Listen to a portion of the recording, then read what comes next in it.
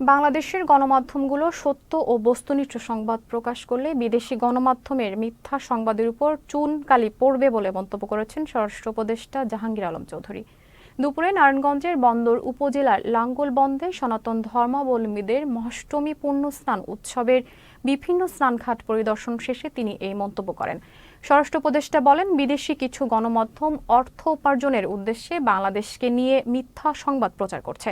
তাদের অপপ্রচার রোধ করতে হলে দেশের গণমাধ্যমগুলোকে সত্য ও বস্তুনিষ্ঠ সংবাদ প্রকাশ করতে হবে।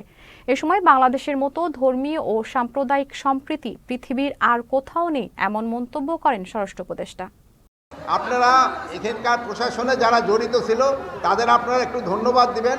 তারা কিন্তু এবার খুব ভালোভাবে অ্যারেঞ্জ করছে এবং এবার পুণ্যার্থীও কিন্তু সংখ্যা অন্যান্য বারের থেকে অনেক বেশি।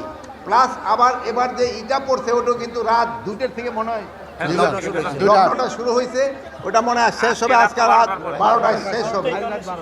এই সময় যে আপনারা সবাই খুব ধৈর্য ধরে আপনারা সবাই এই পুণ্য স্নানটা করে নেবেন, সবাই ধৈর্য ধরে করবেন এবং আমাদের সব ব্যবস্থা আছে, নৌ পুলিশ, সেনাবাহিনী এবং অন্যান্য আইন শৃঙ্খলা বাহিনী, আনসার, ম্যাজিস্ট্রেট সবাই কিন্তু এখানে আছে। আপনাদের সবাই কিন্তু আসছে আপনাদের সেবা দেওয়ার জন্য। বাংলাদেশের মতো এত সম্প্রদায় সম্প্রীতি কোথাও নাই।